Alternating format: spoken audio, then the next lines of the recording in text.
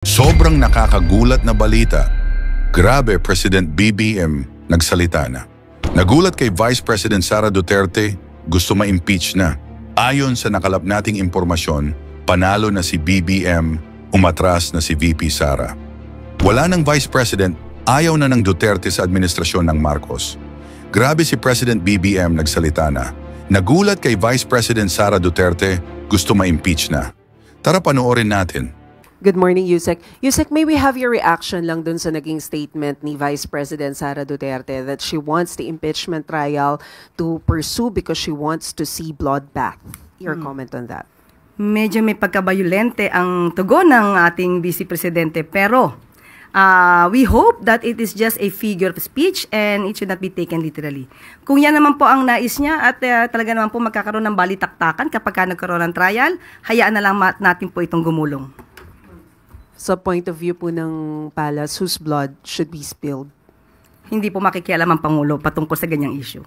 Okay, but do you agree with the statement of former Senator De Lima that this is a toxic rhetoric remarks coming from the Vice President? Hindi rin po tayo magbibigay ng anumang opinion patungkol po dyan. Salamat, Yusek. Yusek, good morning po. Meron po bang reaction from Malacanang dun sa naging statement po ni Alyansa Campaign Manager Toby Chanco na isinisisi po niya doon sa impeachment na isinulong against VP Sara yung pagkatalo po ng ibang kandidato po ng Alyansa? Wala pa po napaparating sa atin ang anumang reaksyon ng Pangulo patungkol dyan, kung yan man po ay totoo.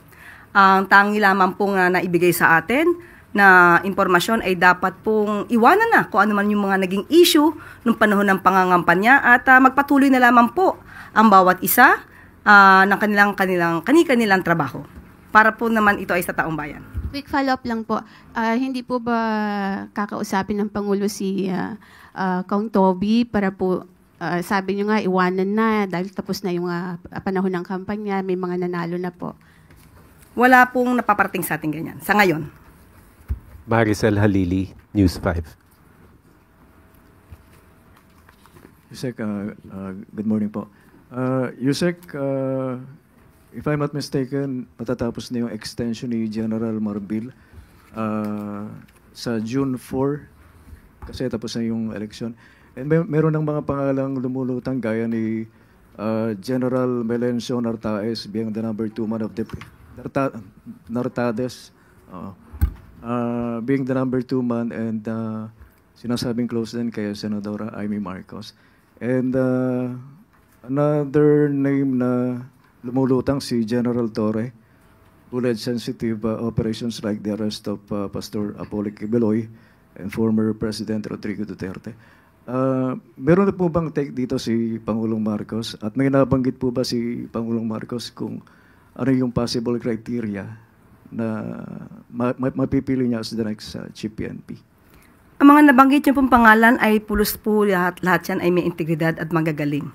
Sa ngayon po ay wala pa pong pinapaabot sa atin. Hintayin na lang po natin ang announcement ng Pangulo patungkol dyan. When do you expect yung announcement, Yusek? Kapag may nakarating na po agad sa akin, sa inyo ko po agad ibibigay ang impormasyon. Thank you very much. Eden Santos, Net 25. Clay Pardilla, People's Television. Good morning, Yusek. Yusek, the government has approved 16,000 positions for the coming school year, an increase from 10,000 teaching positions created annually under VP Duterte. Ano po yung nagtulak sa government to increase po ng 16,000 position? How will it impact the class sizes, improve the quality of education, and yung workload po ng mga teachers? Thank you po. Unang-una po, it is the directive of our President, Ferdinand Marcos Jr., to strengthen education system. And also this will add teaching workforces in the schools. We can still remember how the President immediately reacted to the suggestion of Secretary Sani Angara with regard to the needs of building of Child Development Center. The President immediately asked that the funds be released for that purpose. So with this, ang gusto po talaga ng Pangulo ay mabawasan ang kakulangan ng mga guro sa bawat eskwela. Ito lamang po ay unang parte, 16,000 teaching positions ay unang parte lamang po dahil ang target po ay 20,000 teaching positions po. At ang nais po natin at ang nais po ng Pangulo ay mabigyan po ang bawat estudyante, matutukan po ng ang kanilang guro para po mas maging maganda ang kanilang pagsasanay at pag-aaral. Na meron pong pondong inilaan po dito. Lumalabas po na ang pondo ay 4.19 billion. Ito po ay kasama po sa DepEd's built-in appropriation under 2025 GAA. So, tignan na lang po natin kung ano pa ang magiging proyekto pagdating po dito at mas gugustuhin po rin natin na magkaroon po ng mas maraming classrooms para sa darating na pasukan. Tuesday New, DZBB.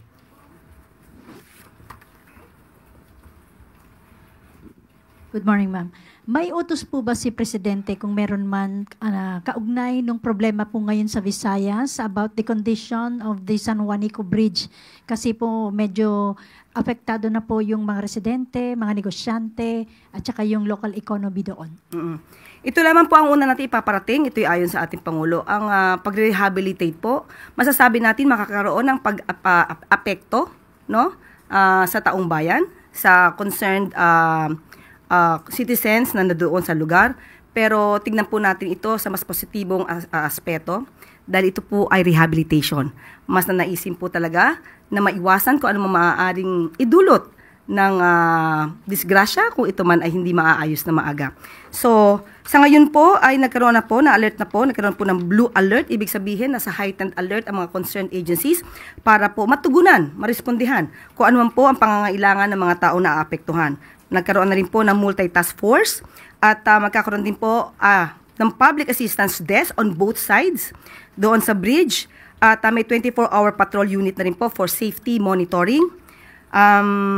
Magkakaroon din po ng weighing station para madetermina yung mga vehicle na pwedeng dumaan.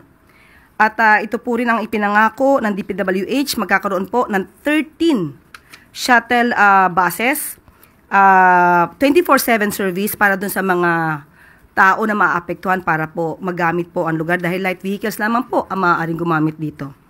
So, pansamantala yun po at mayroon pong pakikipag-ugnayan ang DPWH sa LGUs at sa PPA para how to ferry the buses of passengers na maaaring maapektuhan po.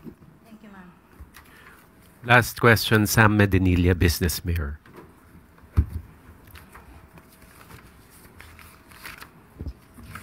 Good afternoon, good morning, ma'am. Magpa-follow up lang kami, ma'am, regarding po dun sa investigation ng Office of the President sa OWA, controversial 1.4 billion land acquisition deal ng OWA. Aside from former administrator Arnel Ignacio, may iba pa po bang other OWA officials na na-sanction or natanggal sa position dahil po dun sa nasabing transaction? Sa ngayon po ay under investigation pa po ang lahat. At kung meron pa pong iba mga opisyal na involved dito, magkakaroon po ng aksyon. Kung sila may tatanggalin, sususpindihin, at maagarang investigasyon po ang kinakailangan dito. Tapos, na-determine na po ba ng Office of the President if yung fund na nagamit for that controversial transaction is nanggaling po dun sa OWA fund, OWA GAA fund, or dun sa OWA Trust Fund? Sa initial na investigasyon, hindi po affected ang OWA Trust Fund, pero iniimbestigahan pa rin po kung may nagamit. Pero initial po na investigasyon, wala daw po. As of this moment. Thank you, ma'am. Okay. Thank you very much, Yusek Claire. Kasama natin ngayon si Agriculture Secretary Francisco Tio Laurel Jr. Good morning, Sec. Good morning, Yusek Claire. Magandang umaga ho sa inyo lahat. Well, nandito na ho yung 20 bigas, no? Meron na. At roll out natin to and I have the details here and well, I think I'll ask for yung mga questions na. Thank you. We can now open the floor to your questions. Tuesday New, DZBB.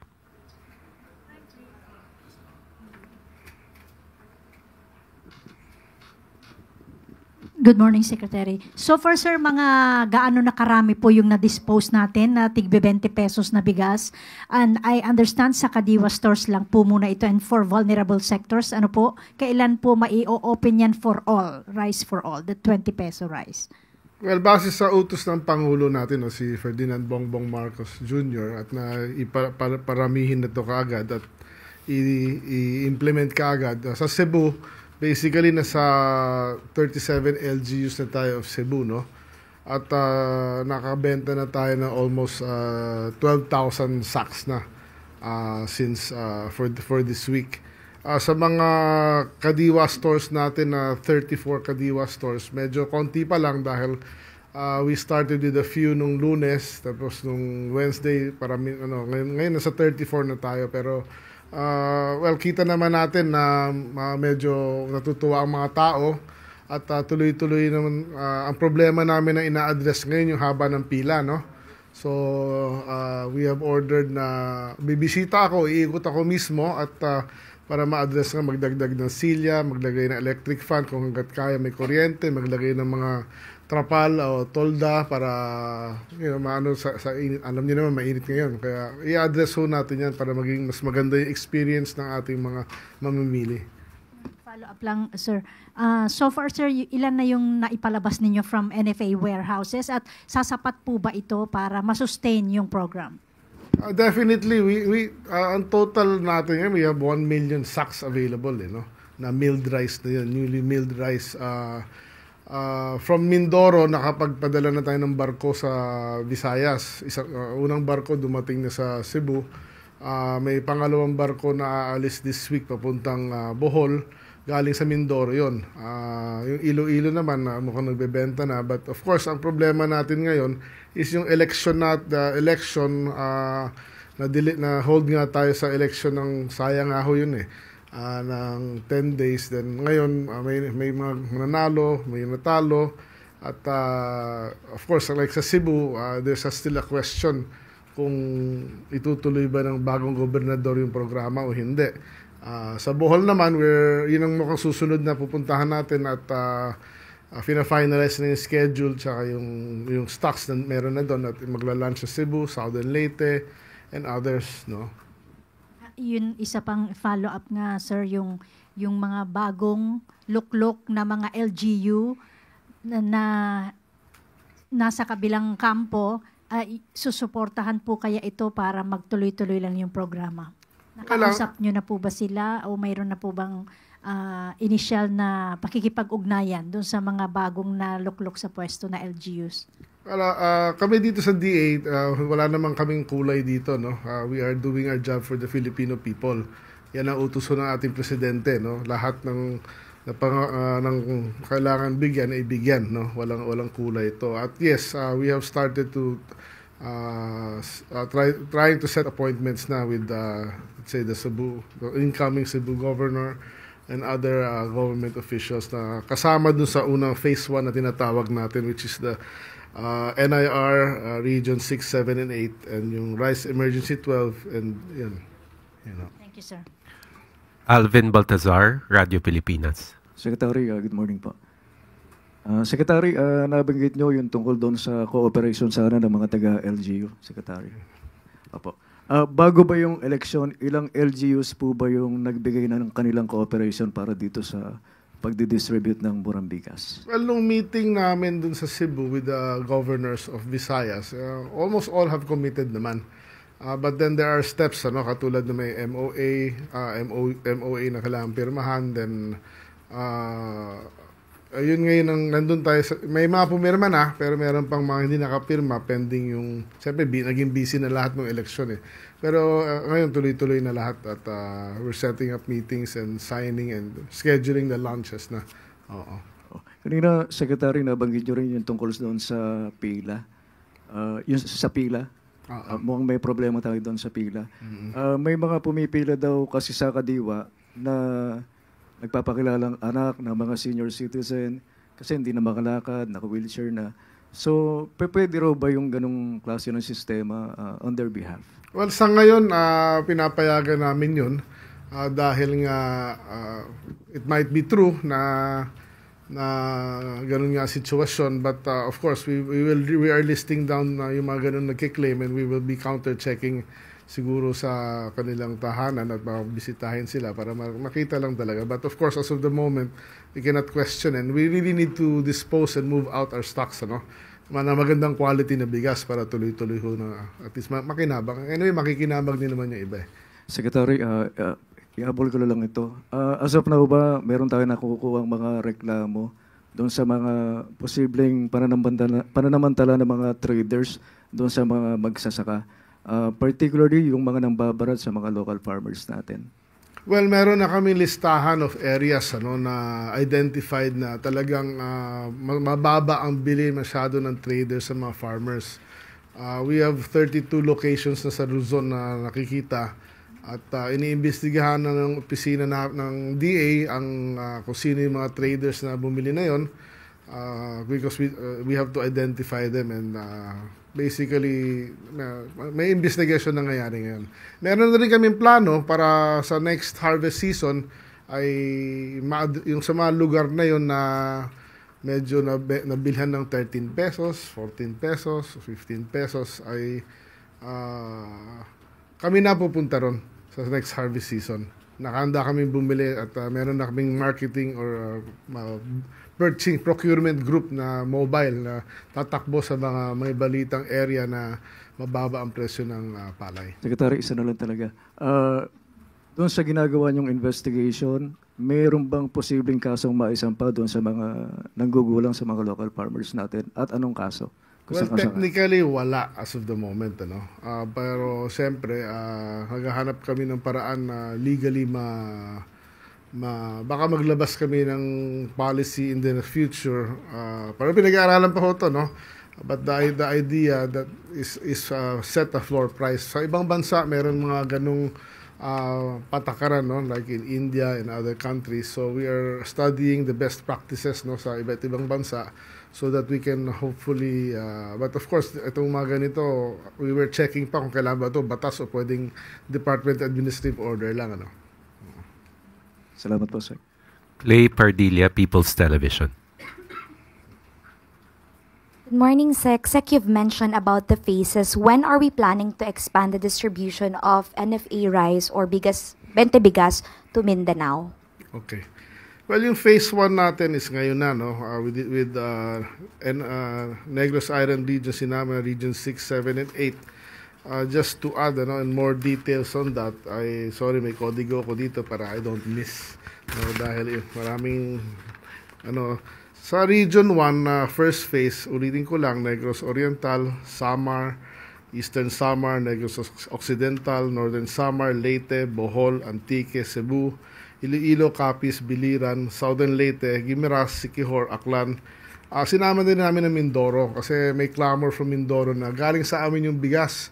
Bakit wala kami? So sinama na namin sa first phase yan, and we are contacting yung mga governors dyan, Oriental and Occidental. Phase 2, ang target namin will be by July, and as mentioned before, ang rating namin is based on poverty incidence. So number 1 sa phase 2 natin in July will be Zamboanga del Norte, which has a 37.7% of poverty incidence. Yan ang isa pinamataas. Pangalawa, Basilan, Cotabato City, Tawi-Tawi, Maguindanao del Sur, Maguindanao, Davao Oriental, Sorsogon, Maguindanao del Norte. Yan ho ang phase 2. Ang phase 3 naman, September. The list is Sultan Kudarat, Lanao del Norte, Catanduanes, Agusan del Sur, Sarangani, at Dinagat Island. So yan ho yung tatlong phases natin na i-implement natin for yung tinatawag na shared subsidy. Shared subsidy. Sa Kadiwa naman, siguro nabanggit na rin nung the other day ng press namin na sa ngayon 34 ang Kadiwa outlets na meron for the vulnerable sector. By next month, it will be 55. Tapos yung sumama sa amin sa Rice Emergency 12 ay qualified din mag-join dito sa shared na shared subsidy, which is itong Sinaloan, Laguna, Camsur, Mati, Davao, Cotabato Province, San Rafael, Bulacan, Palayan, Nueva Ecija, Isabela Province, Mataas na Kahoy, Batangas, Batanes, Navotas at San Juan. Yan ho. Sir, follow-up lang naman po dun sa question ni Kuya Alvin. Ano po ba yung goal ng floor price para sa mga magsasaka? Well, ang goal nun is para makaset tayo ng floor price na hindi sila nalugi. Kasi ang pinakaayaw natin mangyari, malugi yung farmer, di ba? Dahil nga pinaghirapan niya, pinagpawisan. Siyempre, hangad natin kumita. Yun ang pinakamaganda. Pero kung sakaling due to adverse conditions or situations, meron pa ring floor price para nga hindi... Ang importante kasi ma-maintain natin tinatawag na planting intention eh. No? Kung nalugi ka this year, wag lang masakit at kung hindi ka nalugi, break even ka lang. At least malakas ang loob mo magtanim sa sunod na taon eh, di ba? Hindi mababawasan yung pagtatanim. Yun ang pinaka-importante. So, yun yung idea. And hopefully nga makahanap kami ng batas o ruling na kung hindi sumunod ang isang trader o isang buyer sa floor price ay pwede nating kasuhan or ma-account sila. Katrina Domingo, ABS-CBN. Sir, good morning. Sir, initially, saan po yung 32 areas? Can you name a few provinces? Saan po yung pinakamaraming, yung sabi niyo po kanina, mayroong investigation doon sa traders na bumibili ng very low prices. Saan po yung particular area? Unfortunately, I don't have the details with me now, but maybe after this meeting, hahanapin ko sa computer ko. Yeah. Sir, on the shared subsidy, how much na po yung na-suspend ng government for subsidizing rice for indigent families to pull down the prices to 20 pesos per kilo? Depende sa tanong mo yan eh. Kung actual cash ba na linalabas namin ngayon, actually wala pa. Dahil sarami natin ng stocks. Sa ngayon, ang stocks natin ngayon ng palay is Nung unang nagsasabi ako, 300,000 tons na. Ngayon, nasa 400 plus thousand na eh. So, lahat yan is yung NFA na bigas na binili galing sa GAA namin. So, yan pa rin yung bigas na binibenta natin. So, technically, except for the logistics of it, wala pang linalabas ang nadagdag pera ang gobyerno natin while selling this rice. Sir, last from my end. Sir, under the in the next 3 years, in the remaining 3 years of President Ferdinand Marcos Jr., would it be possible, how likely is it for the government to extend the 20 peso rice for non-indigents, regular Filipinos? Well, inutos na ho ni Presidente sa amin at sa akin na gagawin na natin to hanggang 2028. Yung formula na lang ang basically pinag-uusapan. Meron na kaming idea sa magkano ang magagastos. Pero ang pinakamahirap ma-identify, siyempre hindi naman ito pwede sa lahat ng Pilipino, no? Of course, yung mayayaman, hindi na dapat sila sumama sa programa na yan. Pero so yung ang ina-identify na lang namin ngayon through a study is yung sectors na kailangan talagang masuportahan, lalo na mahirap. But in general, ang idea as of the moment is 15 million families ang ating sisilbihan nito. Kung may 5 tao, may 4 na tao bawat pamilya, so that is 60 million people.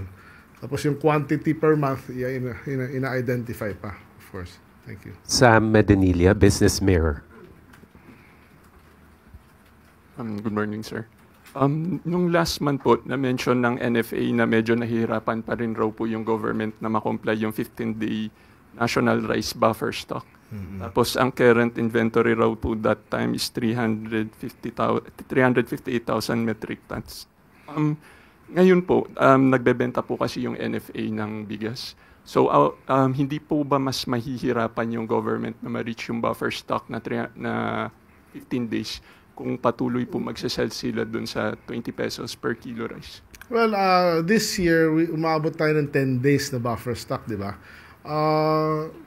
Ang main reason kaya hindi natin but we still had 5 billion peso, 5 billion plus remaining for 2024 na pera.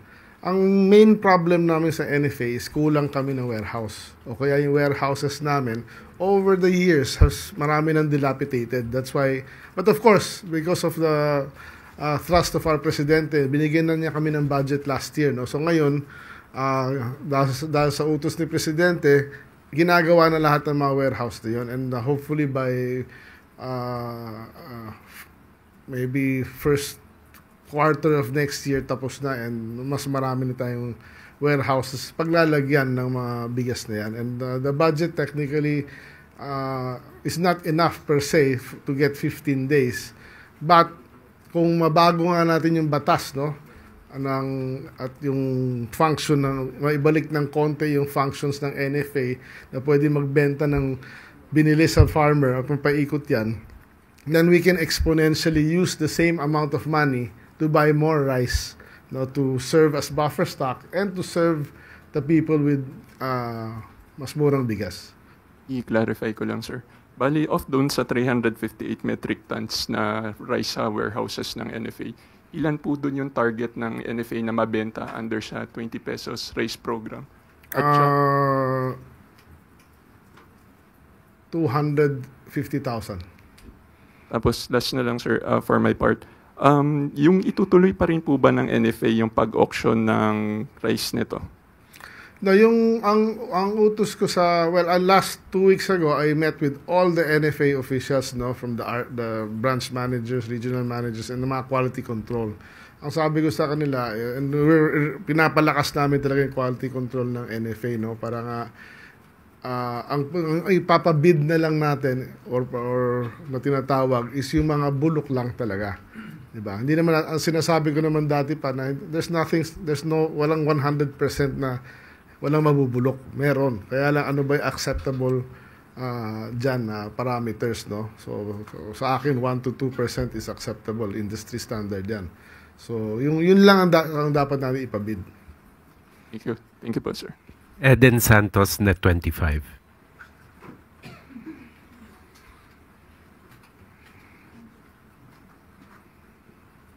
Secretary, good morning po. Clarification lang po. So, sa mga regions po na binabanggit ninyo, shared subsidy, ito po yung maghahati ang government at yung LGU sa 30 national pesos. and LGU, yes.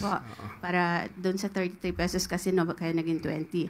Sa Kadiwa po ba ay shoulder lahat ng government yung yes. 13 pesos? Hindi naman 13 pesos yun kasi yung presyo ng Kadiwa from NFA is actually 29, not 33. So 9 pesos yun. So yung bigas po, 29 pesos at 33 pesos yung original na price. Yeah, 29 yan from the start because it is supposedly yung rice na yun is medyo kaka-age lang. Aging stocks yun tinatawag. Pero hindi naman ibig sabihin luma yun. Ibig sabihin mga 2 months old, parang gano'n. Yun. So 29 pesos po pala yung original price, hindi po 33.